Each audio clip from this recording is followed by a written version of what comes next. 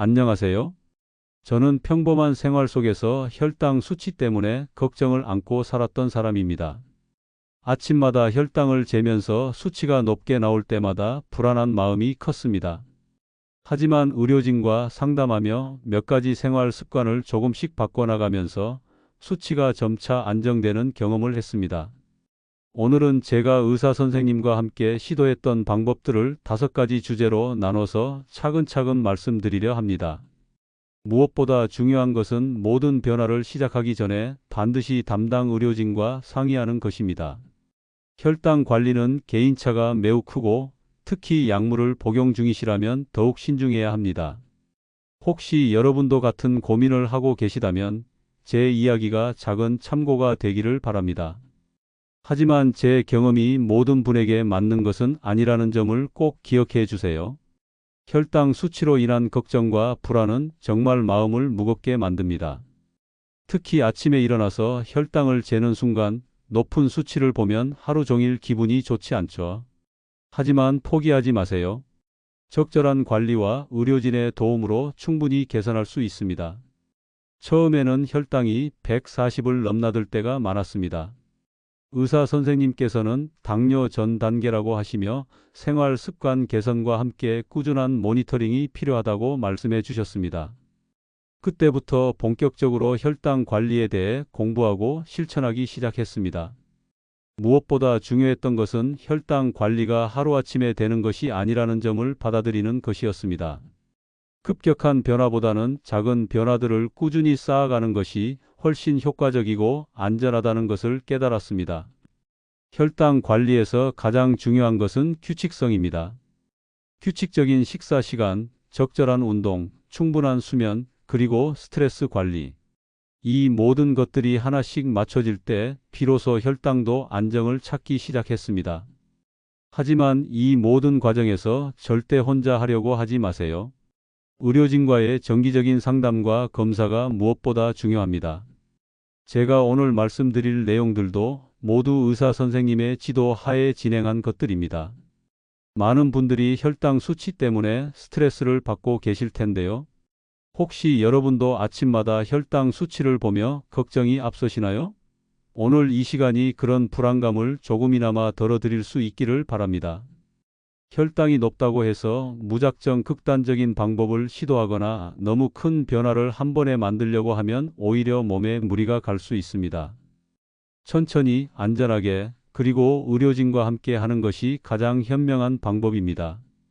지금부터 제가 경험한 5가지 방법들을 차근차근 말씀드리겠습니다.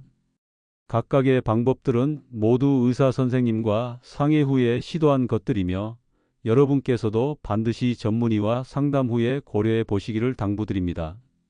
먼저 가장 기본이 되는 혈당 측정과 기록 관리부터 시작해 보겠습니다. 정확한 현황 파악이 모든 관리의 출발점이 되기 때문입니다. 그 다음에는 식사 패턴의 조절, 간식 관리, 식단 구성, 그리고 운동의 역할에 대해 차례로 말씀드리겠습니다. 혈당 관리는 마라톤과 같습니다. 단거리 달리기처럼 급하게 달려서는 안 되고 꾸준히 자신의 페이스를 유지하며 장기적인 관점에서 접근해야 합니다. 제가 겪은 시행착오들도 함께 나누면서 여러분이 더 안전하고 효과적으로 혈당을 관리하실 수 있도록 도움을 드리겠습니다. 첫 번째로 말씀드릴 내용은 혈당 측정과 기록의 중요성입니다. 단순해 보이지만 이것이야말로 모든 혈당 관리의 기초가 됩니다. 정확한 측정과 꾸준한 기록 없이는 어떤 방법이 효과적인지 알 수가 없기 때문입니다. 처음에는 혈당 수치가 들쑥날쑥해서 어떤 패턴이 있는지 전혀 알 수 없었습니다. 하지만 매일 같은 시간에 측정하고 기록하면서 점차 제 몸의 특성을 파악할 수 있게 되었습니다. 어떤 음식을 먹었을 때 수치가 오르는지, 어떤 활동을 했을 때 안정되는지 하나씩 알아가는 과정이었습니다. 박성호라는 분의 이야기를 들려드리겠습니다. 올해 70세인 그분은 저와 비슷한 고민을 가지고 계셨습니다. 공복 혈당이 130을 넘나들면서 당뇨 전 단계 진단을 받으셨죠. 처음에는 큰 충격을 받으시고 어떻게 해야 할지 막막해 하셨습니다. 그분이 가장 먼저 시작한 것이 바로 체계적인 혈당 측정과 기록이었습니다. 의사 선생님의 권유로 혈당 측정기를 구입하시고 매일 아침 공복 혈당과 식후 2시간 혈당을 재기 시작하셨습니다. 처음 한 달 동안은 수치가 하루하루 달라서 패턴을 찾기 어려웠다고 하십니다. 하지만 꾸준히 기록하면서 점차 규칙성을 발견하기 시작했습니다. 전날 저녁을 늦게 드셨을 때 아침 공복 혈당이 높아지는 경향이 있었고 스트레스를 많이 받은 날에도 수치가 올라갔습니다. 또한 잠을 제대로 못 잔 날에는 혈당 조절이 더 어려워진다는 것도 깨달으셨죠. 그분은 혈당 수치와 함께 식사 내용, 운동 여부, 수면 시간, 스트레스 정도까지 함께 기록하셨습니다.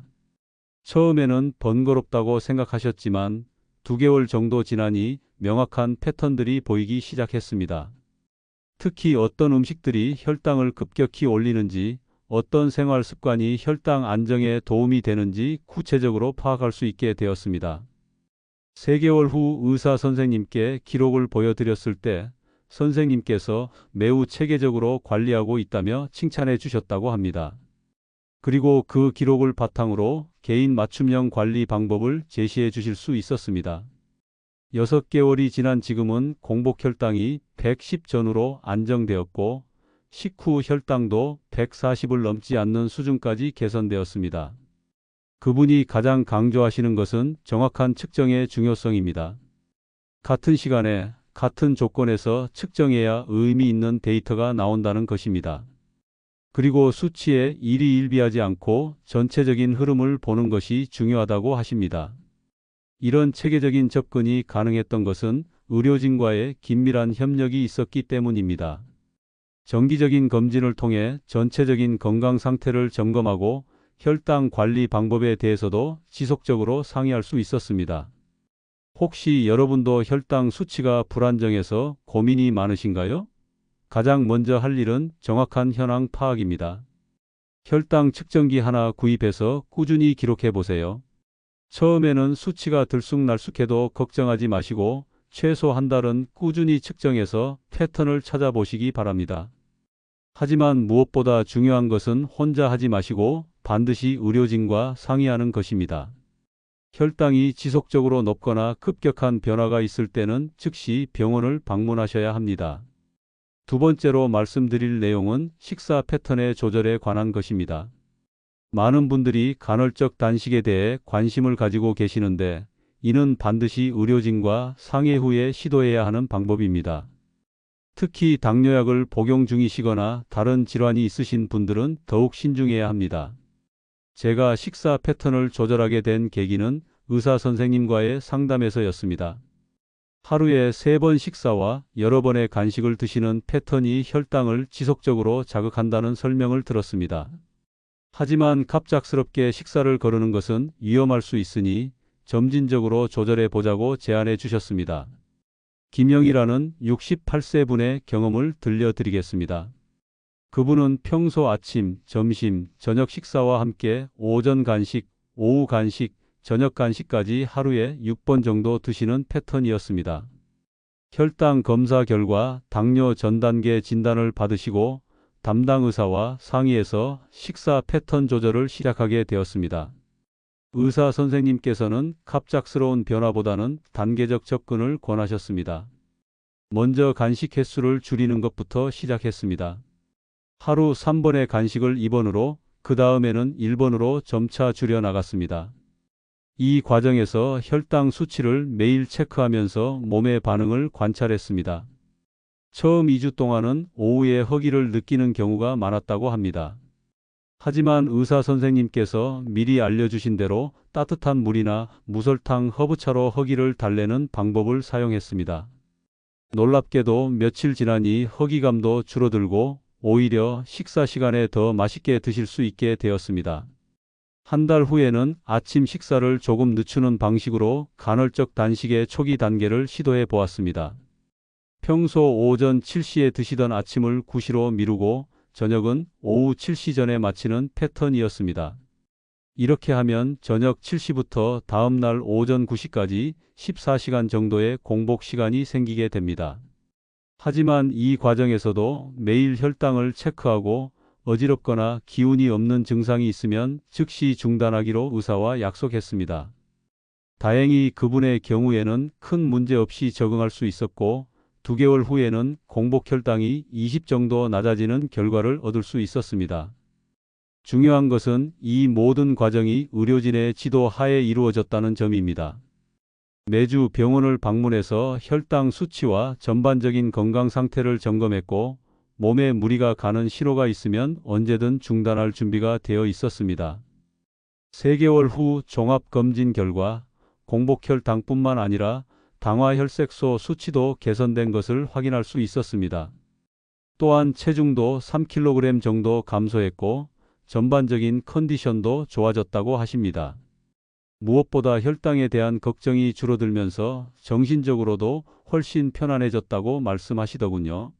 하지만 그분이 항상 강조하시는 것은 의사와의 상의가 필수라는 점입니다. 같은 방법이라도 사람마다 반응이 다를 수 있고 특히 다른 질환이 있거나 약물을 복용 중인 경우에는 위험할 수 있다는 것입니다. 실제로 그분의 지인 중에서 비슷한 방법을 시도했다가 저혈당 증상을 경험한 분도 있었다고 합니다.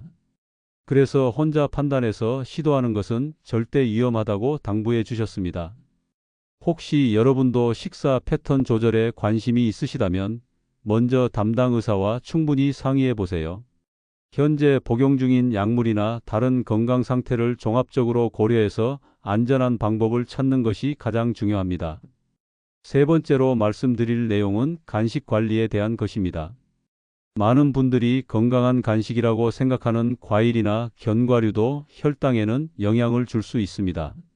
중요한 것은 무엇을 먹느냐보다 언제, 얼마나 먹느냐입니다. 저 역시 처음에는 과일은 몸에 좋으니까 언제든 먹어도 괜찮다고 생각했습니다. 사과나 바나나를 간식으로 자주 드셨는데 혈당을 재보니 생각보다 많이 올라가는 것을 확인할 수 있었습니다. 이정자라는 74세 분의 경험을 들려드리겠습니다. 그분은 건강에 관심이 많으셔서 매일 과일을 챙겨 드시는 분이었습니다. 아침에 사과 반 개, 오후에 바나나 하나, 저녁에 배 조각 몇 개씩 드시는 것이 일상이었죠. 과일은 비타민도 풍부하고 몸에 좋다고 생각하셨기 때문입니다. 하지만 혈당 검사에서 당뇨 전 단계 판정을 받으시고 의사 선생님과 상담하면서 과일 섭취 패턴도 점검해 보게 되었습니다. 혈당 측정기로 식후 혈당을 재보니 과일을 드신 후에도 혈당이 상당히 올라간다는 것을 발견하셨습니다. 처음에는 과일도 안 되나 하며 실망스러워 하셨지만 의사 선생님께서 과일을 완전히 끊을 필요는 없고 시간과 양을 조절하면 된다고 설명해 주셨습니다.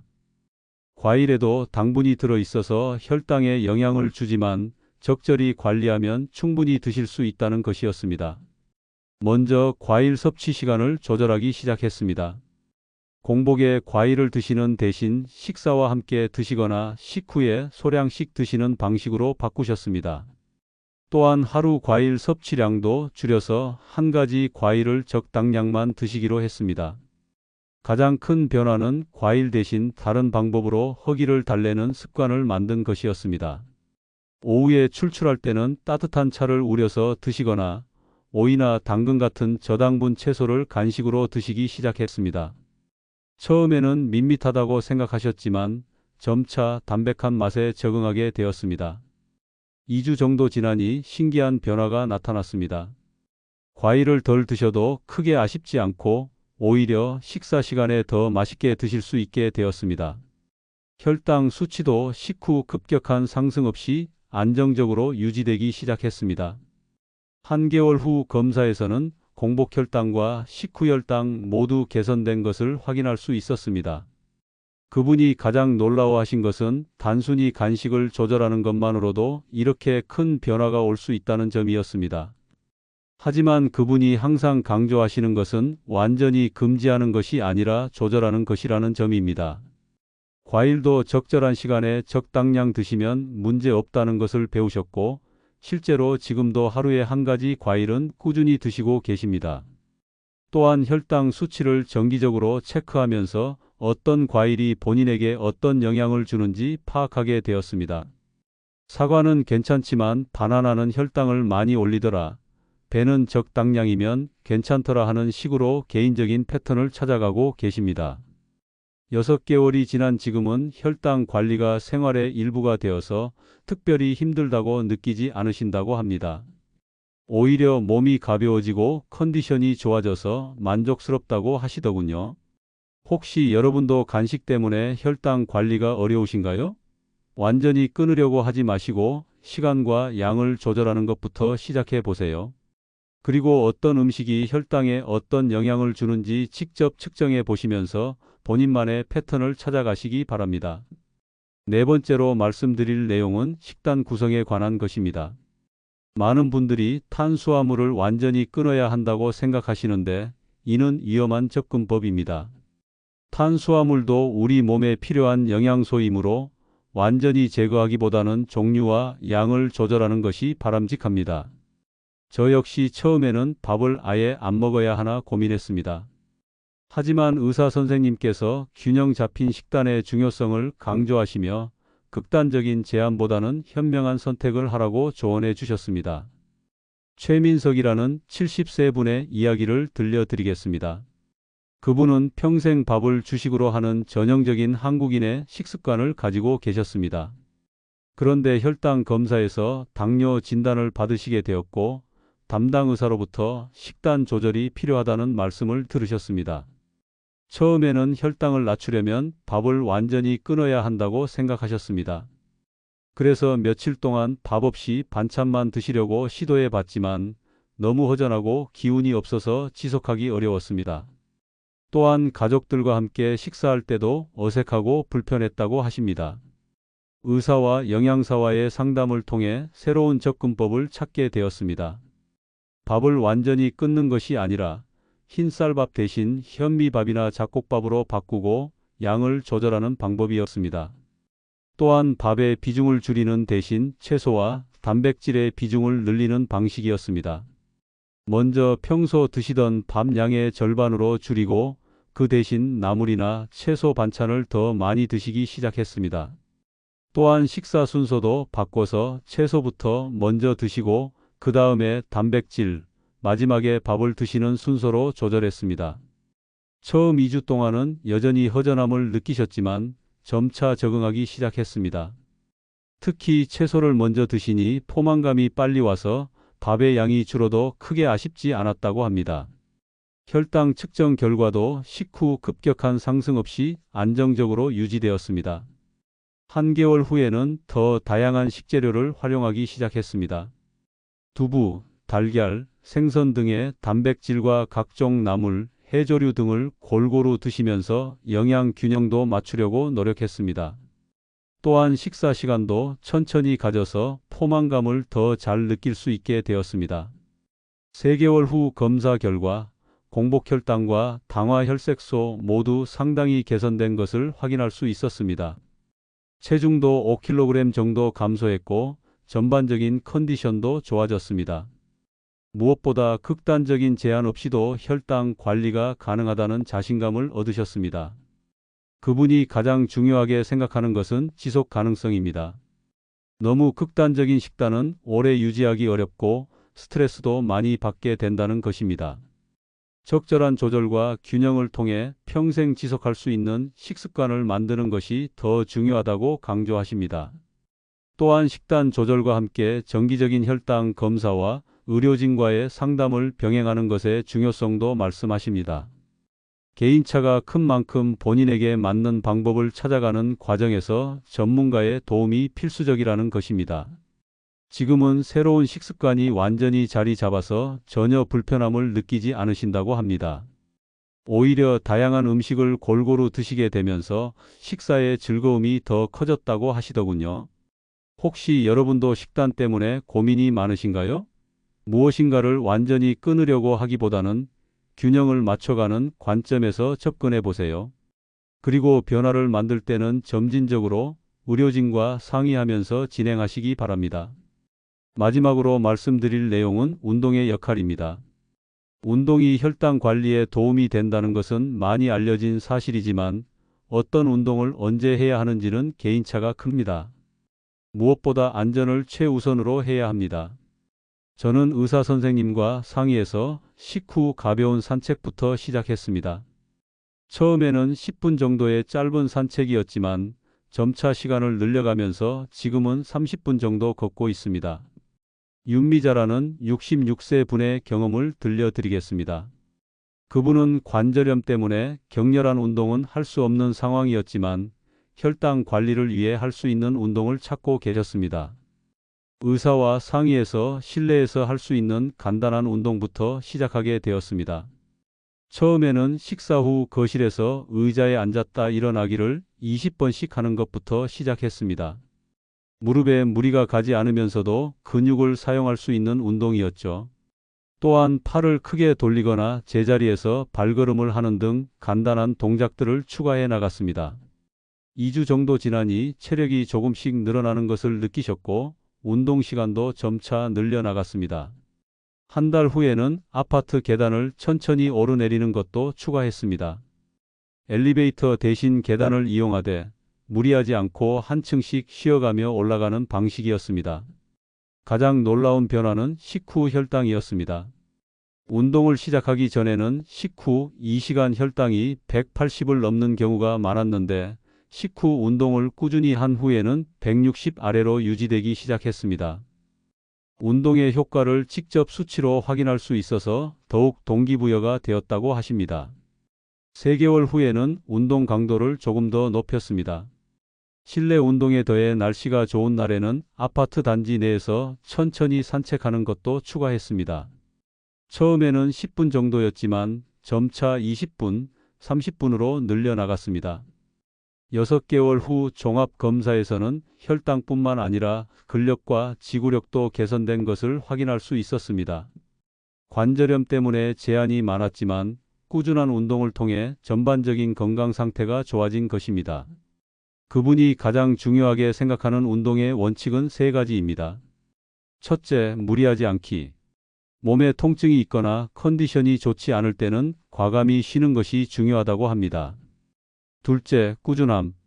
하루에 많이 하는 것보다 매일 조금씩이라도 지속하는 것이 더 효과적이라고 강조합니다. 셋째, 안전. 운동 전후로 충분한 준비 운동과 정리 운동을 하고 혈당이 너무 낮을 때는 운동을 피한다고 합니다. 현재는 운동이 생활의 일부가 되어서 하루라도 안 하면 몸이 찌뿌둥하다고 느끼신다고 합니다. 혈당 관리뿐만 아니라 전반적인 건강과 기분에도 긍정적인 영향을 주고 있어서 매우 만족스럽다고 하시더군요. 하지만 무엇보다 중요한 것은 운동을 시작하기 전에 반드시 의료진과 상의하는 것입니다. 특히 심장질환이나 관절 문제가 있는 경우에는 더욱 신중해야 한다고 당부해 주셨습니다. 혹시 여러분도 운동 때문에 고민이 많으신가요? 거창한 운동을 생각하지 마시고 일상에서 할 수 있는 작은 움직임부터 시작해 보세요. 그리고 반드시 의료진과 상의해서 본인에게 맞는 안전한 운동을 찾으시기 바랍니다. 오늘 제가 말씀드린 5가지 방법들은 모두 의료진과의 협력 하에 시도한 것들입니다. 체계적인 혈당 측정과 기록, 점진적인 식사 패턴 조절, 현명한 간식 관리, 균형 잡힌 식단 구성, 그리고 안전한 운동. 이 모든 것들이 하나씩 맞춰질 때 혈당도 점차 안정을 찾을 수 있었습니다. 하지만 무엇보다 중요한 것은 혼자 하려고 하지 마시고 반드시 전문의와 상의하는 것입니다. 혈당 관리는 개인차가 매우 크고 특히 다른 질환이 있거나 약물을 복용 중이신 경우에는 더욱 신중해야 합니다. 또한 급격한 변화보다는 작은 변화들을 꾸준히 쌓아가는 것이 중요합니다. 하루아침에 모든 것을 바꾸려고 하면 오히려 몸에 무리가 갈 수 있습니다. 천천히, 안전하게, 그리고 지속 가능한 방법으로 접근하시기 바랍니다. 혈당 수치 때문에 불안해하시는 모든 분들께 말씀드리고 싶습니다. 포기하지 마세요. 적절한 관리와 의료진의 도움으로 충분히 개선할 수 있습니다. 오늘부터라도 한 가지씩 실천해 보시되 반드시 담당 의사와 상의해서 안전하게 진행하시기 바랍니다. 여러분의 건강한 내일을 위해 저도 계속 응원하겠습니다. 우리 모두 함께 건강한 삶을 만들어가 봅시다.